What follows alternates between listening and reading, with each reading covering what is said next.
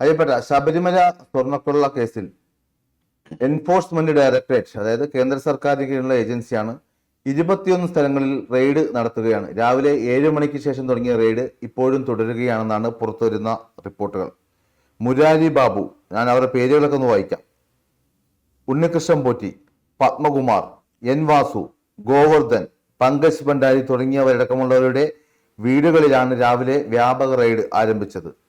മുരാരി ബാബുവിന്റെ കോട്ടയത്തെ വീട്ടിൽ, ഉണ്ണികൃഷ്ണൻ പോറ്റിയുടെ തിരുവനന്തപുരം കിളിമാനൂർ പുളിമാത്തുള്ള വീട്ടിൽ, വാസുവിന്റെ പേട്ടയിലെ വീട്ടിൽ, പത്മകുമാറിന്റെ ആറന്മുളയിലെ വീട്ടിൽ, അതുപോലെ ചെന്നൈയിലെ സ്മാർട്ട് ക്രിയേഷൻസിൽ, ബെല്ലാരിയിലെ സ്വർണ്ണ വ്യാപാരിയായ ഗോവർദ്ധന്റെ വീട്ടിൽ, തിരുവനന്തപുരത്തെ ദേവസ്വം ബോർഡ് ആസ്ഥാനത്തും ഇഡി പരിശോധനയ്ക്ക് എത്തിയിട്ടുണ്ട്.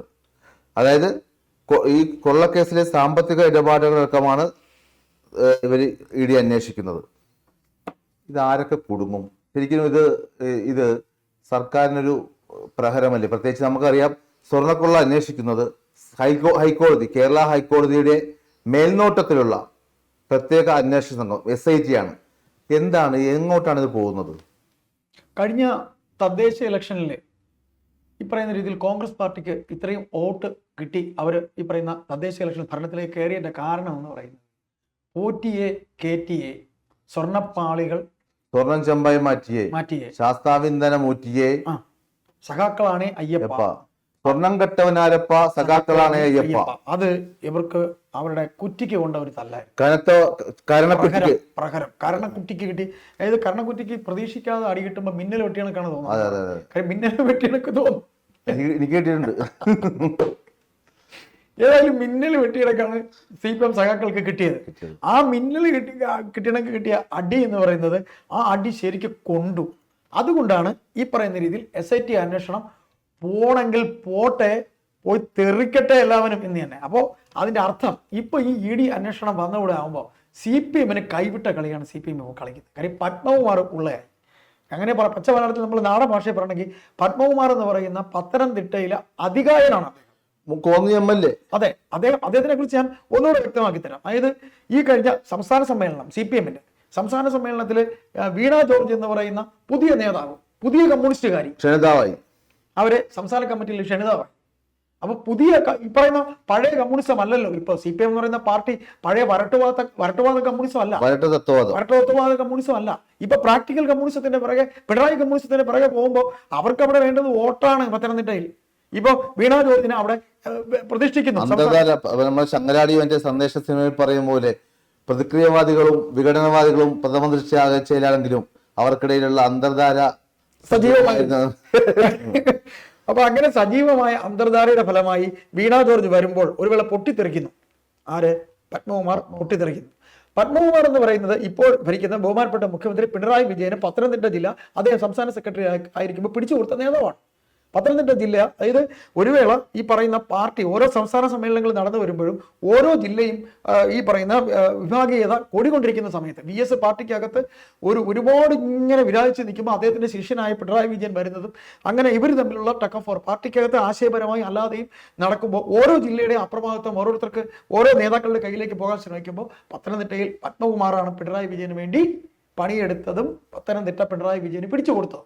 അപ്പൊ അങ്ങനെയുള്ള പത്മകുമാറിന് ഒരു വേള തനിക്ക് എന്തൊക്കെയോ ഇതിനകത്ത് അധികാരമുണ്ട് എന്നുള്ള ഒരു തോന്നലുണ്ടായിരുന്നു. അദ്ദേഹത്തിനെ ദേവസ്വം ബോർഡ് ഈ പറയുന്ന പ്രസിഡന്റ് ആക്കിയതും ആരാ? പിണറായി വിജയനാണ്. ബഹുമാനപ്പെട്ട മുഖ്യമന്ത്രി പിണറായി വിജയനാണ് അദ്ദേഹത്തെ ദേവസ്വം ബോർഡ് പ്രസിഡന്റ് ആക്കിയത്. അതുകൊണ്ട് തന്നെയാണ് ഇപ്പോൾ ഓരോന്ന് പറയുമ്പോഴും അദ്ദേഹത്തിന്റെ നേരെ ചോദ്യങ്ങൾ അദ്ദേഹത്തിനെ ഓരോരുത്തർ പറയുന്നത്. ആരെ? പിണറായി വിജയനെ, ബഹുമാനപ്പെട്ട മുഖ്യമന്ത്രിയെ പറയുന്നത്. അപ്പൊ അത്തരത്തിൽ പത്മകുമാറിനെ ആക്കി എന്നുണ്ടെങ്കിൽ, പത്മകുമാറിനെ അതിലേക്ക് കൊണ്ടുവന്നു എന്നുണ്ടെങ്കിൽ, അപ്പോൾ ആ പത്മകുമാറിന് സ്ഥാനമാനങ്ങൾ കിട്ടിയില്ല എന്നില്ല. പത്മകുമാർ MLA ആയി, ദേവസ്വം ബോർഡ് പ്രസിഡന്റായി. അപ്പൊ സംസ്ഥാന സമ്മേളനം നടക്കുമ്പോൾ വീണ ജോർജിനെ സംസ്ഥാന കമ്മിറ്റിയിലേക്ക് ക്ഷണിതാവായി വന്നു എന്നുള്ള പറഞ്ഞുകൊണ്ട് പ്രത്യക്ഷത്തിൽ അദ്ദേഹത്തിന്റെ വിരോധം പ്രകടിപ്പിച്ചു. പ്രത്യക്ഷത്തിൽ ഒരു കമ്മ്യൂണിസ്റ്റുകാരൻ, അതെ തീർച്ചയായിട്ടും ഒരു കമ്മ്യൂണിസ്റ്റുകാരൻ, പ്രത്യേകിച്ച് ഈ പറയുന്ന രീതിയിൽ ഇത്രയും വളർന്നൊരു നേതാവ്, ഈ പറയുന്ന CPM എന്ന് പറയുന്ന പാർട്ടിയെ സംബന്ധിച്ച് അവർക്ക് മറ്റു പാർട്ടികളെ കമ്പയർ ചെയ്യുമ്പോഴത്തേക്ക് അച്ചടക്കം എന്ന് പറഞ്ഞൊരു സാധനമുണ്ട്. ഈ അച്ചടക്കം അദ്ദേഹം തെറ്റിച്ചു. ഒരു പാർട്ടി അച്ചടക്കം എന്നൊരു സാധനമുണ്ട്. അപ്പോൾ നമ്മൾ ആരും വിചാരിക്കുന്ന പോലെയല്ല. ഓരോ ഘടകത്തിലെയും പാർട്ടി അംഗങ്ങൾ എന്തൊക്കെ ചെയ്യുന്നു ആ തെറ്റ് നോട്ട് ദ പോയിന്റ് എന്ന് പറയുന്ന പോലെ നോട്ടഡ്. പത്മകുമാർ അന്നേ തന്നെ നോട്ടഡ് ആണ്. അപ്പൊ ആ പത്മകുമാറിന് ഈ പറയുന്ന രീതിയിൽ ഒരു വൻ വീഴ്ച ഉണ്ടായപ്പോൾ അദ്ദേഹം ഇതിനകത്ത് പങ്കുണ്ട് എന്ന് പറയുമ്പോൾ പാർട്ടി ഒരു വേള അദ്ദേഹത്തിനെ ചെറുതായിട്ടൊന്ന് സംരക്ഷിക്കാൻ നോക്കി, ഇപ്പോഴും സംരക്ഷിച്ചുകൊണ്ടിരിക്കുന്നു. എന്തുകൊണ്ടാ അദ്ദേഹത്തിനെ ഇനിയിപ്പോൾ ഇതും കൂടെ എടുത്തു കളഞ്ഞാൽ ഒരു പാർട്ടി അംഗത്തിനെ പാർട്ടി കൂടെ പുറത്താക്കിയാൽ അദ്ദേഹം മരിച്ചതിന് തുല്യമാണ്. തീർച്ചയായിട്ടും അതെ, പാർട്ടി അംഗമായിരിക്കുന്ന ഇത്രയും കൊല്ലം സംസ്ഥാന കമ്മിറ്റി അംഗമായിരുന്ന സംസ്ഥാന കമ്മിറ്റിയല്ല, പത്തനംതിട്ട ജില്ലാ കമ്മിറ്റി അംഗമായിരുന്ന, ജില്ലാ സെക്രട്ടേറിയറ്റ് അംഗമായിരുന്ന പത്മകുമാറിനെ പാർട്ടി ഇതുവരെ കളഞ്ഞില്ല. പൊതുവെ നമുക്കറിയാം പണ്ട് ഞാൻ വിഷയത്തിലേക്ക് ഇതുവരെ എത്തിയില്ല, റെയ്ഡിനെ കുറിച്ച് ഇതുവരെ എത്തിയില്ല, പറഞ്ഞോട്ടെ ഒന്ന്. അപ്പൊ അത്തരത്തിൽ ഈ പറയുന്ന പോലെ അദ്ദേഹത്തിനെ ഈ രീതിയിൽ സംരക്ഷിക്കുന്നു. അപ്പൊ ഇനി പത്മകുമാറിനെ നോക്കേണ്ട കാര്യമില്ല. വാസുവിന് അർഹമായ സ്ഥാനം അവർ കൊടുത്തു കഴിഞ്ഞു.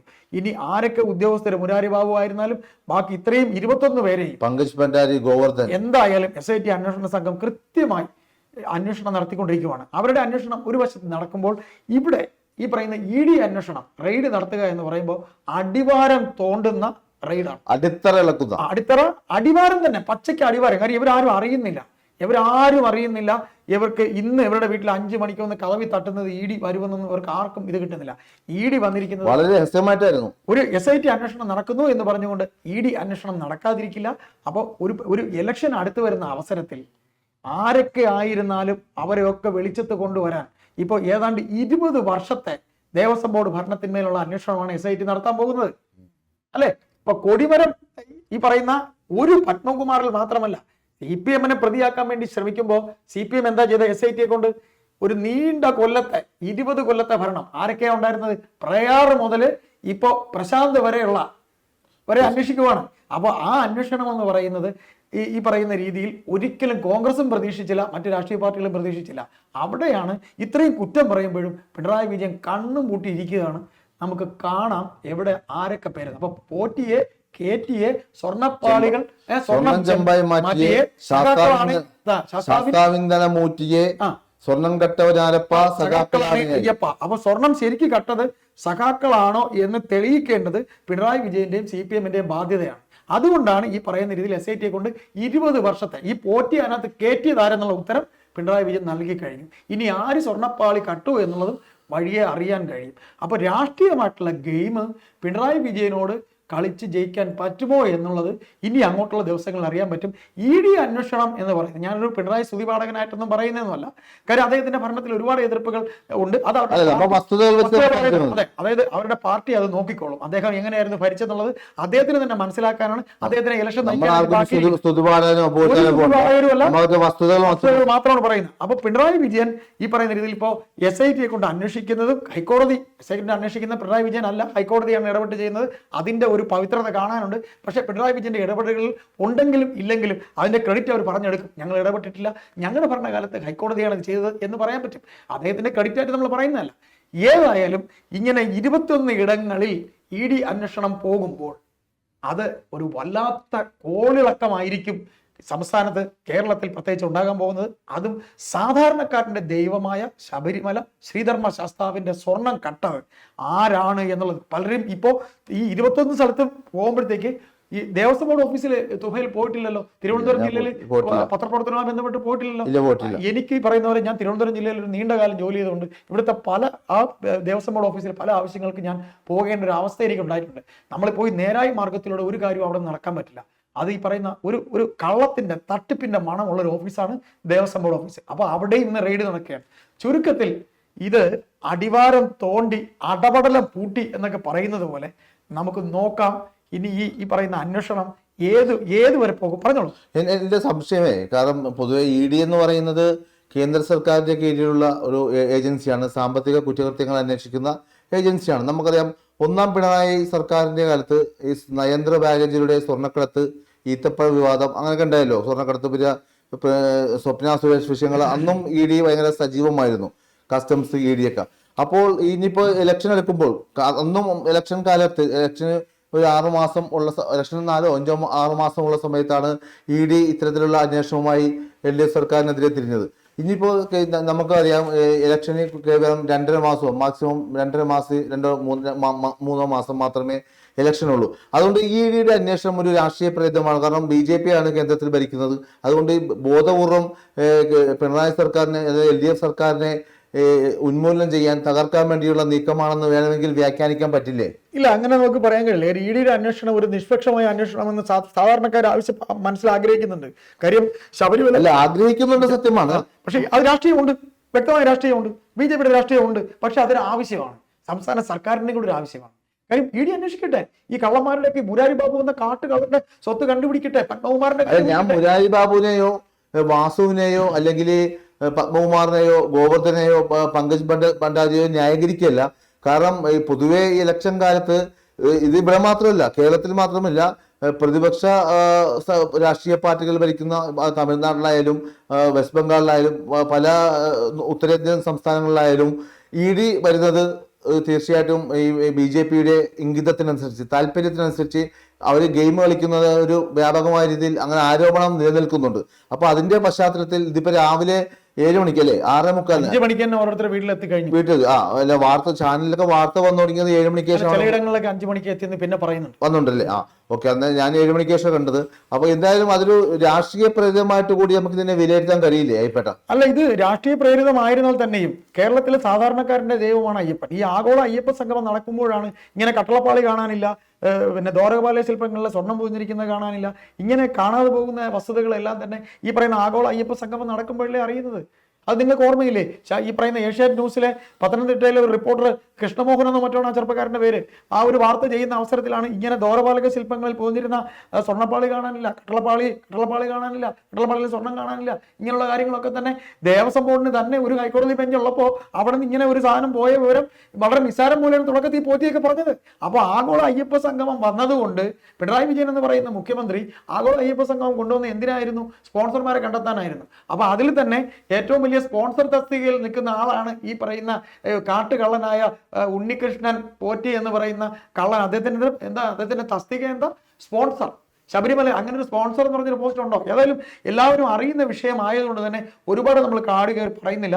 ഈ പറയുന്ന രീതിയിൽ SIT അന്വേഷണം കൃത്യമായ ഒരു ദിശയിലൂടെ പോകുമ്പോൾ ഇനി കടകംപള്ളി സുരേന്ദ്രൻ ആണ് എന്നുണ്ടെങ്കിൽ പോലും കടകംപള്ളി സുരേന്ദ്രനെയും അറസ്റ്റ് ചെയ്ത് ജയിലിലാക്കണം എന്നുണ്ടെങ്കിൽ, അല്ലെങ്കിൽ ചോദ്യം ചെയ്യലിന് വിധേയമാക്കണം എന്നുണ്ടെങ്കിൽ ഈ സർക്കാർ ഒരു തടസ്സവും നിൽക്കില്ല എന്ന് തന്നെ നമുക്ക് പറയേണ്ടി വരും. അത് ചെയ്യും. അതാണ് പിണറായി വിജയൻ എന്ന് പറയുന്ന നേതാവ്, അല്ലെങ്കിൽ CPM എന്ന് പറയുന്ന പാർട്ടി.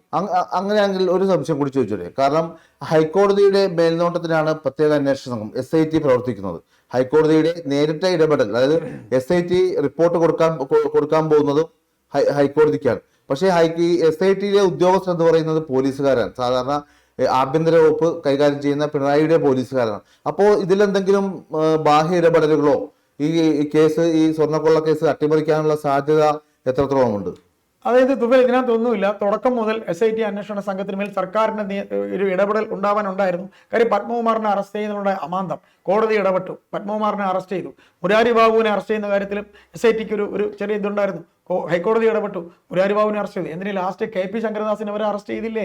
അപ്പോൾ അവിടെ സർക്കാരിന്റെ ഇടപെടലൊന്നും എങ്ങും എത്താൻ പോകുന്നില്ല. അത് പിണറായി വിജയൻ എന്ന് പറയുന്ന നേതാവിന് മനസ്സിലായി, അവരുടെ പാർട്ടിക്ക് മനസ്സിലായി. ഭരണം തീരാൻ 60 ദിവസം മാത്രം ഉള്ളപ്പോൾ അവരിനി ഇതിനെ മുദ്രാവാക്യമായി പറയാൻ പോകുന്ന ഇത്രയേ ഉള്ളൂ. അതുകൂടെ പറഞ്ഞുകൊണ്ട് നമുക്ക് അവസാനിപ്പിക്കാം. കേരളത്തിൽ CPM എന്ന് പറയുന്ന പാർട്ടി ഭരിച്ചതുകൊണ്ട്, ഇടതുപക്ഷത്ത് CPM എന്ന് പറയുന്ന പാർട്ടി ഭരിച്ചതുകൊണ്ട്, ബഹുമാനപ്പെട്ട മുഖ്യമന്ത്രി പിണറായി വിജയൻ ആയതുകൊണ്ട് തന്ത്രിയെ അറസ്റ്റ് ചെയ്തു, പത്മകുമാർ എന്ന് പറയുന്ന അവരുടെ സ്വന്തം പാർട്ടിക്കാരനെ അറസ്റ്റ് ചെയ്തു. ഞങ്ങൾക്ക് നഷ്ടമാകാനൊന്നുമില്ല, അതാണ് ഞങ്ങളുടെ പാർട്ടി എന്ന് അവർ പ്രസംഗിച്ചില്ലെങ്കിൽ എൻ്റെ പേര് നിങ്ങൾ മാറ്റി വേറെ ആർക്കെങ്കിലും ഇട്ടോ. അതായിരിക്കും ഇനി അവർ ഇലക്ഷൻ ആയുധമാക്കാൻ പോകുന്നത്. ഞങ്ങളായതുകൊണ്ട്, അതായത് പത്മകുമാറിനെ അറസ്റ്റ് ചെയ്യുന്ന സമയത്ത് അദ്ദേഹം പറഞ്ഞൊരു വാക്ക് ദൈവത്തെ പോലെ കണ്ടവർ എന്നാണ്. അന്ന് ഇവിടുത്തെ മാധ്യമപ്രവർത്തകരായ നിങ്ങളുടെയും എൻ്റെയും കൂട്ടുകാരായിട്ടുള്ള സുഹൃത്തുക്കളെ ചോദിച്ചു, ദൈവം കടകംപള്ളിയാണോ? കടകംപള്ളിയൊന്നുമല്ല. കടകംപള്ളിയല്ല. ദൈവം എന്ന് പറയുന്നത് പത്മകുമാർ ഉദ്ദേശിച്ചത് ഇദ്ദേഹം തന്നെ. പത്മകുമാരോട് വായിക്കുന്ന ഒരാളാണ്. പത്മകുമാറിന് നല്ല വായനാശീലമുണ്ട്. അതായത് മാംസം കഴിക്കുന്ന നരഭോജികളായ ബ്രാഹ്മണന്മാരെന്ന്. കാര്യം ബ്രാഹ്മണന്മാർ ഈ പറയുന്ന ശവന്തീനികൾ, നമ്മൾ മീനെന്ന് പറയുന്നത് ഈ പറയുന്ന അവരൊന്നും കഴിക്കാറില്ല, ഇറച്ചി കഴിക്കാറില്ല. അപ്പോൾ അവർക്കും ഇതിനകത്ത് പങ്കുണ്ടെന്ന് പറയുമ്പോൾ അദ്ദേഹം പറയാതെ പറയുകയായിരുന്നു പത്മകുമാർ. അപ്പോൾ പറയുന്ന രീതിയിൽ ഇപ്പോൾ അദ്ദേഹത്തിനെ അറസ്റ്റ് ചെയ്തുകൊണ്ട് തന്ത്രിയെ അറസ്റ്റ് ചെയ്തേ എന്ന് പറഞ്ഞുകൊണ്ട് കോൺഗ്രസ് പാർട്ടിയും BJP അത്ര കൊണ്ട് പറയുന്നില്ല. കാര്യം BJPക്ക് ഈ പറയുന്ന ഒരു വശത്തോടി RSSന്റെ സമ്മർദ്ദമുണ്ട്. കാര്യം ഭക്തി അയ്യപ്പനോടുള്ള സാധാരണക്കാരന്റെ ഭക്തിക്ക് ഈ പറയുന്ന ആ ഭക്തി സത്യമുള്ളതാണ് എന്നുണ്ടെങ്കിൽ ഇതൊക്കെ തെളിയണമെന്ന് അവരും ആഗ്രഹിക്കുന്നുണ്ട്, BJPയും RSSും ആഗ്രഹിക്കുന്നുണ്ട്. അപ്പോൾ ഇതിൽ ഇത്രയേ ഉള്ളൂ. SIT അന്വേഷണ സംഘത്തിന്റെ മേൽ ഇവർക്ക് നേരിയ തോതിൽ ഇവർ ഭരണത്തിരിക്കുമ്പോൾ ഒരു സമ്മർദ്ദം ഉണ്ടായിരുന്നു. SITയുടെ മേൽ സമ്മർദ്ദമായിരുന്നു.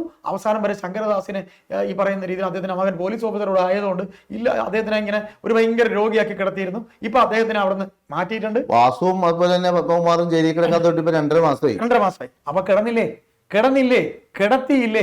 CPM എന്ന് പറയുന്ന പാർട്ടി അങ്ങനെയാണ് എന്നിവർ പറയാൻ പോവുകയാണ്. തന്ത്രിയെ ഞങ്ങൾ അറസ്റ്റ് ചെയ്തു, തന്ത്രി അറസ്റ്റ് ചെയ്യേണ്ട ആളാണ് എന്ന് കൃത്യമായ തെളിവുകൾ SIT ഇപ്പൊ കൊടുത്തു കഴിഞ്ഞു. ഇപ്പൊ കൊടിമരത്തിന്റെ വന്നു. കൊടിമരം ആരാണ് ഇത് പൊളിച്ചതെന്ന് വന്നപ്പോ KC വേണുഗോപാലിന്റെ പേര് വന്നോ? KC വേണുഗോപാൽ ഇപ്പൊ വലിയ പ്രസന്നനൊന്നും അല്ലല്ലോ, അജയ് തറലിന്റെ പേര് വന്നല്ലോ. അപ്പൊ ഏതായാലും 20 കൊല്ലത്തെ അന്വേഷണം വരുമ്പോ ഇവർക്കെതിരെ ആരോപണം സോണിയാഗാന്ധിയുമായി അത് ആ ചിത്രം പുറത്തു വന്നു. അപ്പൊ ഏതായാലും ഈ പറയുന്ന രീതിയിൽ ഈ പോറ്റിയെ കയറ്റിയത് ആരെന്ന് ചോദിച്ചാൽ KC വേണുഗോപാലിന്റെ കാലത്താണെന്ന് വന്നു. അപ്പൊ ഒരു പക്ഷം മാത്രം നിന്നുകൊണ്ട് ഇതിൽ നിന്നല്ല ഇവർ മനസ്സിലാക്കാനുള്ള ഒരു കാര്യം എന്ന് വെച്ചാൽ ഭരണത്തിലിരിക്കുന്ന പാർട്ടി CPM ആണ്. അവർ ഈ ഭരണത്തിൽ ഇരിക്കുമ്പോൾ അവർ ചില കാര്യങ്ങളൊക്കെ നടത്താതെ അവർക്ക് പോകാൻ കഴിയില്ല. അവർ ഭരണത്തിൻ്റെതായ ചില പ്രിവിലേജുകൾ അവർ നടപ്പിലാക്കും. അതിൽ കൈകാലിട്ടടിച്ചിട്ട് കാര്യമില്ല. പക്ഷേ കൈകാലിട്ട് അടിക്കുമ്പോഴും അതിന്റെ അന്വേഷണം ശരിയായ ദിശയിൽ കൊണ്ടുപോകാനായിട്ട് SITക്ക് മേൽ ഹൈക്കോടതി ഉള്ളതുമാണ്. ഹൈക്കോടതിയിലെ SIT ഇപ്പൊ റിപ്പോർട്ട് കൊടുക്കുമെന്നാണ് പറയുന്നത്. സ്വാഭാവികമായിട്ടും ഇനിയും പ്രമുഖരായിട്ടുള്ള 5 പേര് കൊടുക്കുമെന്നാണ് പറയുന്നത്. തീർച്ചയായിട്ടും നമുക്ക് കാത്തിരിക്കാം. ഒരു പോയിന്റ് സ്വാഭാവികമായിട്ടും SIT ഹൈക്കോടതിയിൽ റിപ്പോർട്ട് എന്തായാലും നിയമസഭാ ഇലക്ഷന് മുമ്പ് ചിലപ്പോൾ പ്രചാരണ കാലഘട്ടത്തിലായിരിക്കാം, അല്ലെങ്കിൽ ഈ അടുത്ത മാസമായിരിക്കാം. റിപ്പോർട്ട് കൊടുക്കുമ്പോൾ സ്വാഭാവികമായിട്ടും ഹൈക്കോടതി ഈ റിപ്പോർട്ട് പരിശോധിക്കുമ്പോൾ പല പരാമർശങ്ങളും ഹൈക്കോടതിയുടെ നിരീക്ഷണങ്ങളും ഹൈക്കോടതിയുടെ ഭാഗത്തുനിന്ന് ഉണ്ടാവും. സ്വാഭാവികമായിട്ടും അത് സർക്കാരിന് നല്ല കനത്ത പ്രകടനമായിരിക്കും. നേരത്തെ അയ്യപ്പൻ ചേട്ടന്റെ ഭാഷ കടമെടുത്ത് പറയുകയാണെങ്കിൽ കരണക്കുറ്റിക്കുള്ള അടി ഹൈക്കോടതിയുടെ പരാമർശങ്ങളിലും ഉണ്ടാവും. പക്ഷെ കരണക്കുറ്റിക്കുള്ള അടിയാണെങ്കിലും അവരിതിനെ വോട്ടാക്കി മാറ്റാൻ അവർ ശ്രമിക്കും. അവരിങ്ങനെയായിരിക്കും അവർ പറയാൻ പോകുന്നത്. ഞങ്ങൾ ഈ പറയുന്ന പോലെ ഈ പാർട്ടി ഇവിടെ ഭരിച്ചത് കൊണ്ടാണ് ഇങ്ങനെ ഇത്രയും വലിയ തിമിംഗലങ്ങളെ അറസ്റ്റ് ചെയ്യാൻ കഴിഞ്ഞത്. ഈ പറയുന്ന പാർട്ടി ഭരിച്ചത് കൊണ്ടാണ് ഞങ്ങൾ ഈ പറയുന്ന SITക്ക് മേൽ സമ്മർദ്ദം ഞങ്ങൾ ചെലുത്തി എന്ന് പറയുമ്പോഴും ഇത്രയും വലിയ മുതിർന്ന നേതാക്കളാണ് കോൺഗ്രസ് പാർട്ടിക്കകത്ത് പ്രസ്തുത കേസിൽ ഇതുപോലെ ഉണ്ടായിരുന്നെങ്കിൽ, മറ്റൊരു രാഷ്ട്രീയ പാർട്ടിയിൽ ഉണ്ടായിരുന്നെങ്കിൽ അവർ ഇതുപോലെ ചെയ്യുമോ എന്നൊരു വാക്ക് ചോദിക്കും. അവിടെയാണ് CPM ഇതിനെ വോട്ടാക്കി മാറ്റാനായി ശ്രമിക്കുന്നത്. ആദ്യം ഈ പാട്ട് പാടിയ ഇവിടുത്തെ കോൺഗ്രസ്സുകാരെവിടെ കാണാനില്ലല്ലോ, അല്ലെ? ഇവിടുത്തെ സഖാക്കളാണേ പിന്നെ എല്ലാം കണ്ടെന്ന് പറയുമ്പോൾ ആ സഖാക്കൾ ഇവർ പറയുന്ന പോലെ അത് കേട്ട് ഇവർ ആകെ വെറുകൊണ്ട് പാട്ട് ആദ്യം നിർത്തിച്ച് കേസെടുക്കാൻ പോയിട്ട് പിന്നെ അവർ ഇടപെട്ടല്ലോ. പക്ഷെ ഇപ്പൊ ഇവിടെ എന്താ പറ്റിയിരിക്കുന്നത്? ഇതിനകത്ത് 20 കൊല്ലത്തെ കാര്യം വരുമ്പോ KC വേണുഗോപാൽ മുതൽ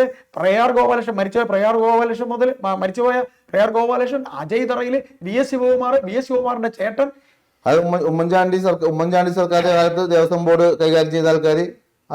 എന്തായാലും ഇതിൽ മനസ്സിലാക്കാനുള്ള ഒരു കാര്യം എന്ന് പറഞ്ഞാൽ ഈ സർക്കാർ ആയതുകൊണ്ട്, പിണറായി വിജയൻ എന്ന് പറയുന്ന നേതാവ് ആയതുകൊണ്ട് പറ്റണമെങ്കിൽ പറ്റട്ടെ, എല്ലാവരും പറ്റട്ടെ, അടപടലം പൂട്ടട്ടെ. എന്തായാലും നനഞ്ഞ് ഇനിയിപ്പം ഞങ്ങൾ നനഞ്ഞു, അല്ലെങ്കിൽ ഞാൻ പെട്ടു, ഇനി ഞാൻ മാത്രം പെടണ്ട, എല്ലാവരും പെടണം എന്ന് പറഞ്ഞുകൊണ്ടൊരു നീക്കമായിരുന്നു. ജനം അതിശയത്തോടെ നോക്കുന്നു. കാര്യം ED ഇപ്പൊ ഈ മണിക്കൂറുകളും ചെയ്യുകയാണ്. ഇനി ഈ പറയുന്ന ആർക്കൊക്കെ ഇന്നലെ രാത്രി ഇപ്പം അബ്ജോദാണോ അത് ഇനി പിന്നെ വേറെ എനിക്ക് പെട്ടെന്ന് ഓർമ്മ വരുന്നില്ല, നമ്മുടെ സുരേഷ് കുമാർ. അപ്പോൾ അവരിലെ റിപ്പോർട്ടർമാർ, നമ്മുടെ പ്രമുഖ റിപ്പോർട്ടേഴ്സ് ഒക്കെ പറയുന്നത് ഇനി ഈ MK ഷിജു ഒക്കെ പറയുന്നത് ഇനി ആർക്കൊക്കെയാണ് ഇനി ഉറക്കമില്ലാതെ പോകുന്ന കാര്യം. ഈ കൈയിട്ട് വാരിയവർ ഇഷ്ടം പോലെ ഉണ്ട്. ഞാൻ ഈ ദേവസ്വം ബോർഡ് എന്ന് പറയുന്നത് കൈയിട്ട് വാരന്റെ കേന്ദ്രമായിരുന്നു, ചക്കരക്കുടമായിരുന്നു. കാര്യം തട്ടിപ്പ് മണക്കുന്ന സ്ഥലം ഞാൻ പറഞ്ഞല്ലോ. അപ്പൊ ഈ കൈയിട്ട് വാരിയവര്, കയ്യിൽ ചക്കര പറ്റി നക്കിയവര് ഒക്കെ തന്നെ ഏതായാലും പെട്ടിരിക്കുകയാണ്, പെടും. BJP സർക്കാർ അതിന്റെ ക്രെഡിറ്റ് കൊണ്ടുപോവുകയാണെങ്കിൽ അത് നല്ലത് തന്നെ. അങ്ങനെ ഒരു ഓപ്പറേഷൻ നടക്കട്ടെ. പാവപ്പെട്ട ശ്രീധർമ്മശാസ്താവിനെ അവിടെ ഇങ്ങനെ ദ്രോഹിക്കാൻ ഇറങ്ങിയുള്ള ഉണ്ണികൃഷ്ണൻ പോറ്റി തുടങ്ങിയിട്ടുള്ള കാട്ടുകള്ളന്മാർ വലയിലാകണം എന്ന് തന്നെ. അതായത് ശബരിമല അയ്യപ്പൻ എന്ന് പറയുന്ന സാധാരണക്കാരന്റെ ദൈവമാണ്. അപ്പൊ സാധാരണക്കാരന്റെ ദൈവത്തിന് അദ്ദേഹത്തിന്റെ തൊട്ടടുത്തുള്ള കട്ടളപ്പാളയിലെ സ്വർണം, അദ്ദേഹത്തിന്റെ ദ്വാരപാലക ശില്പങ്ങളിലെ സ്വർണം, ഇത് അടിച്ചോണ്ട് പോകാൻ തോന്നിയ പരമ ചെറ്റകൾ ആരായിരുന്നാലും ആ ചെറ്റകൾ വെളിച്ചത്ത് കൊണ്ടുവരണമെന്ന് സാധാരണക്കാരെ ആഗ്രഹിക്കുന്നുണ്ട്. അത് നടക്കും. ഈ സർക്കാർ കഴിയുന്നതിന് മുമ്പ് അത് പുറത്തു വരും. 2 മാസം കൂടി, ഏതാണ്ട് 60 ദിവസം ഉണ്ട്. ഏപ്രിൽ ഇലക്ഷൻ വരാൻ പോകുന്നത് ഏപ്രിൽ അവസാനമോ മെയ് ആദ്യമാരമോ നിയമസഭ ഇലക്ഷൻ ഉണ്ടാവും. നമുക്കിതിൽ നോക്കാം, കാത്തിരിക്കാം. ഇതിനെ ഇനി ഇവര് ഇവരുടെ വോട്ടാക്കി മാറ്റാനുള്ള ശ്രമം കൂടെ നടത്തും എന്നാണ് ഞാൻ പറഞ്ഞതിൻ്റെ അർത്ഥം. അതാണ് CPM എന്ന് പറയുന്ന പാർട്ടി കാര്യം. ഇത് ഉൾട്ടയടിച്ച് തങ്ങളുടെ ക്രെഡിറ്റാക്കി മാറ്റാൻ ഇവർ ശ്രമിക്കും എന്നുള്ള കാര്യം ഉറപ്പാണ്. ആ തുഫയിൽ നോക്കിക്കോ. ഞാൻ പറയുന്നത് എൻ്റെ ഒരു ചെറിയ നിരീക്ഷണത്തിലാണ്. ആ നിരീക്ഷണം മിക്കവാറും ശരിയാകാൻ സാധ്യതയുണ്ട്. അങ്ങനെ കൂടെ ഇവർ ഇറങ്ങും. അങ്ങനെ ഇറങ്ങുമ്പോൾ കുറച്ച് വോട്ടൊക്കെ ചിലപ്പോൾ ചിലർ വിചാരിക്കും ആ ശരിയാണല്ലോ ഇവർ തന്നെയാണല്ലോ എന്ന് കരുതുന്നവരുണ്ടാവും. നിഷ്പക്ഷരാണല്ലോ. അങ്ങനെ നമുക്ക് നോക്കാം. അതായത് അത് ഇത് LDF സർക്കാർ മാത്രമല്ല UDF സർക്കാരിനെയും ബാധിക്കും. UDF സർക്കാർ മീൻസ് വെച്ചാല് കോൺഗ്രസ്സുകാരെയും കോൺഗ്രസിനെയും ബാധിക്കും. കാരണം അജിത് റൈ ഉൾപ്പെടെയുള്ള ആൾക്കാർ, KC വേണുഗോപാൽ, പ്രയാഗ് ഗോപാലകൃഷ്ണൻ, എന്തായാലും സ്വർണം കെട്ടത് സഖാക്കളല്ല എന്നുള്ള കാര്യം കോൺഗ്രസ്സുകാർക്ക് മനസ്സിലായി. അതുകൊണ്ട് ഈണത്തിനൊപ്പം ഇപ്പൊ ആ പാട്ട് പാടുന്നില്ല. ഇനിയിപ്പോ ആ പാട്ട് ഡിലീറ്റ് ചെയ്ത് കളയാം. യൂട്യൂബിൽ നിന്നും എല്ലാത്തിനും ആ പാട്ട് ഡിലീറ്റ് ചെയ്യാൻ കാര്യം. ഏതായാലും നമുക്ക് നോക്കാം.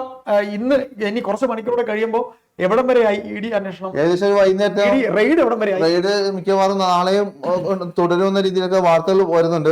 ഇന്ന് രാത്രി വരെയും EDയുടെ റെയ്ഡ്. കോടിക്കണക്കിന് രൂപയുടെ സ്വത്താണ് മുരാരി ബാബുവിനുള്ളത്. കോടിക്കണക്കിന് രൂപയുടെ സ്വത്താണ് ഈ സ്പോൺസർ എന്ന് പറയുന്ന ഒരു തസ്തിക ദേവസ്വം ബോർഡിൽ ഉണ്ടാക്കിയ കാട്ടുകളും ഈ പറയുന്ന ഉണ്ണികൃഷ്ണൻ പോറ്റി, ഒരു ഭഗവാൻ കൃഷ്ണന്റെ പേരുള്ള ഈ പറയുന്ന കാട്ടുകളൻ ഒക്കെ സംഭവിച്ചിരിക്കുന്നത്. ഏതായാലും നമുക്ക് നോക്കാം, നമുക്ക് കാത്തിരിക്കാം. ഇനിയുള്ള മണിക്കൂറുകൾ നിർണായകമാണ്.